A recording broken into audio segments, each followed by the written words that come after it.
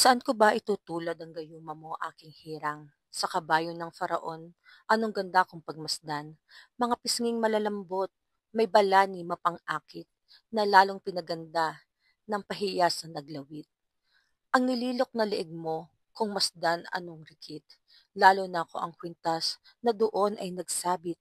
Ika'y aming igagawa ng kwintas na ginawa sa lantay, palamuting ikakabit ay pilak na dalisay. Awit ni Solomon 1:9 hanggang 11. Another day, another motovlog mga ka-wonder. Andito na naman tayo sa isang kwento ng pag-ibig, inggit at misteryo. Sa ka-wonder true confession, kababalaghan, na siguradong kakapitan niyo ng kilabot at aral. Ako si ka-wonder, ang inyong kasamang rider. At ngayon, bibigyan nating buhay ang pinadalang liham ng ating follower mula sa Masbate. Nangyari ito taong 1995 hanggang 2005 at isasalaysay ko sa inyo base sa point of view ng ating sender. Handa na ba kayo? Huminga na malalim, talasan ng pakiramdam, at huwag na huwag kang sisigaw. Itago niyo na lang po ako sa pangalang Rowena, taga Masbate, at nais ko pong ibahagi ang kwento ko noong 1995. Nabigyan ako ng lakas ng loob nang mapakinggan ko ang kwento ni Laura at ni Alfonsa. Isang dekada nang hindi ko malilimutan ang pangyayaring ito. Panahon ito ng mga love letter, radyo, at lihim na sinasambit lang sa gitna ng gabi. Panahon ng kabataan at kamusmusan. Noong 1995, ako'y 17 anyos lamang. Ako po ay nakatira sa isang baryo sa Masbate, kasama ang aking ina. Tawagin na lamang natin siyang Aling Teresing. Ulila na ako sa ama. Ayon kay nanay, matagal na raw siyang umalis at hindi na bumalik. Tahimik ang buhay namin. Araw-araw nasa palengke si nanay, habang ako naman ay nag-aalaga ng manok, nagtatanim at naglilinis ng kamalig. Isang araw, dumating ang binatang dayo mula sa Maynila, si Elmer. Anak siya ng isang negosyante na may balak magtayo ng palay buying station sa bayan namin. Matangkad, may itsura, marespeto. Lahat ng dalaga sa baryo kinikilig sa ngiti niya, lalo na ako. Nag-umpisa kami sa mga kwentuhan sa ilog, palitan ng sulat at litrato. Sa radyo ng kapitbahay, sabay namin pinapakinggan ang awit ni Ariel Rivera at Jano Gibbs. Hanggang naging kami. Masaya ako. Binuo niya ang kakulangan ko. Inisip ko noon, baka siya na ang kapalaran kung hindi ko na kailan pahanapin. Ilang buwan lang, napansin ko ang pagbabago. Hindi na siya dumarating sa aming tagpuan. Hindi na rin siya sumusulat. Pumupunta pa rin siya sa amin, pero hindi na ako ang hinahanap. Isang gabi, habang umiihi ako sa likod ng aming bahay, may narinig akong boses. Si Elmer, si nanay, nagtatawanan. Doon, sa lumang silong sa kamalig. Tila binuhusan ako ng malamig na tubig. Tumakbo ako, papasok. Hindi ko kinaya ang nakita ko mula sa siwang ng bintana. Magkalapit sila. Napakalapit. Silang dalawa, nandun lang sa dilim. Ano ba ang pwede nilang gawin doon? Bakit nandun sila? Bakit kailangan nilang itago? Bakit sila magkasama? Kinabukasan, nilinis ko ang kamalig. Parang gusto ko lang ilabas ang lahat ng galit sa gawaing bahay. Doon ko nakita ang isang kahon. Isang kahon sa likod ng pinagsama-samang sako. Mula sa loob, may amoy ng insenso, masangsang. Binuksan ko iyon at halos mabitawan ko sa gulat. Isang itim na garapon. Buhok? Oo, buhok. May buhok. Kay Elmer ba yun? Luma niyang panyo na binigay sa akin ni Elmer na akala ko'y nawala na nung maglaba ko sa ilog. At litrato namin dalawa. May pula at itim na sudulit na nakapaikot nito. Nang makauwi si inay mula sa palengke, hinarap ko siya. Ano tong ginawa mo, inay? Ginagayuma mo ba si Elmer? Diyos ko, nay. Ano to? Hindi agad siya nakapagsalita. Hanggang sa tumulo na lamang ang luha niya. Hindi ko sinasadya, anak. Mahal ko rin siya. Hindi ko kayang mawala siyang muli sa buhay ko. Ginawa ko lang ang alam kong paraan para hindi siya lumayo. Nalaglag ang kahon mula sa kamay ko. Ang kirot sa dibdib ko ay parang di ko kayang ipinta. Parang pinagsakluban ako ng langit at lupa. Hindi ako makapaniwala.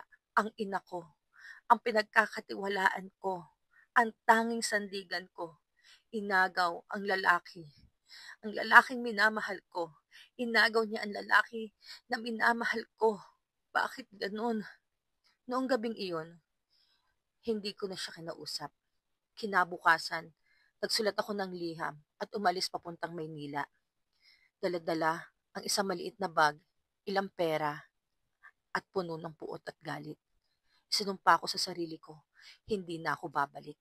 Hinding-hindi na ako babalik. 10 taon ang lumipas, 2005 na.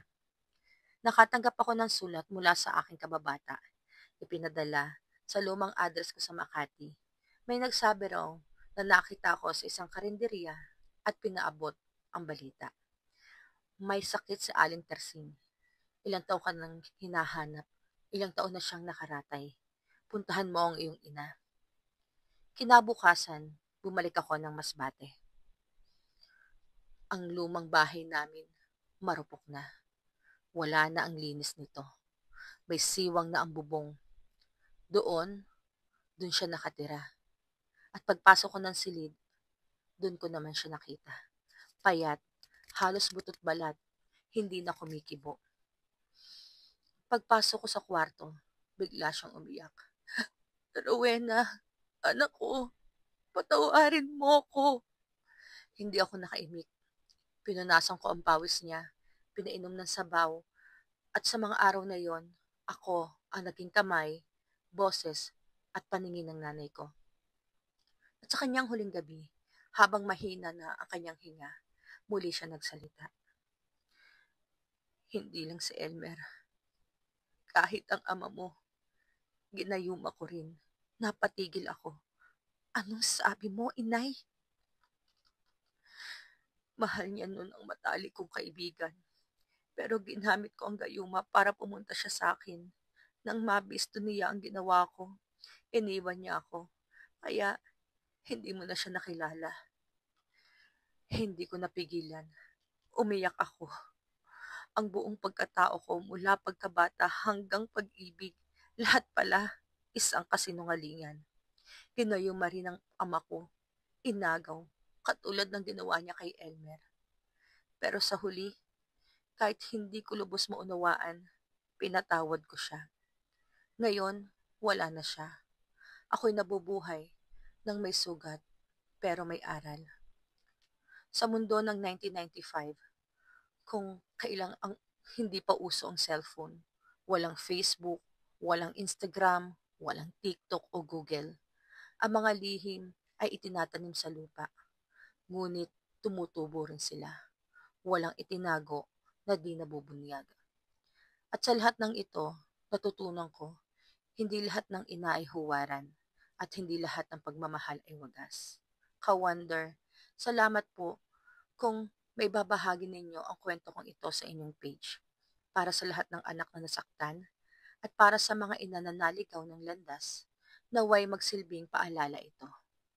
Hindi lahat ng pagmamahal ay dapat ipaglaban, lalong-lalo na kung ang kabayaran ay kaluluwa ng sarili mong anak. Lubusan nagpapasalamat, Rowena. Laging tatandaan mga ka-Wonder, hindi lamang tayo ang nabubuhay sa mundo ito. May mga kwento ng kahapon na humihinga pa rin sa ating paligid, kaya maging mapangmasid, makiramdam, at higit sa lahat, magmahal ng tapat. Ako si ka-Wonder na nagsasabing, another day, another motovlog mga ka-Wonder. Ride safe, ride free, and ride with your heart. At kung nagustuhan niyo naman ang kwento natin ngayon, huwag kakalimutan i-like, i-follow at i-share ang ating page na Wonderville Motovlog sa Facebook, YouTube, Instagram at TikTok. At kung may sarili kayong kwento na kababalaghan, pag-ibig o lihim na nakaraan, magpadala na kayo ng sulat sa amin at kami na ang bahalang magbigay ng boses sa inyong kwento. Hanggang sa susunod na biyahe ng isip at damdamin, muli ako si ka-Wonder, ang inyong kasamang rider dito lamang sa ka-Wonder True Confession. Salamat!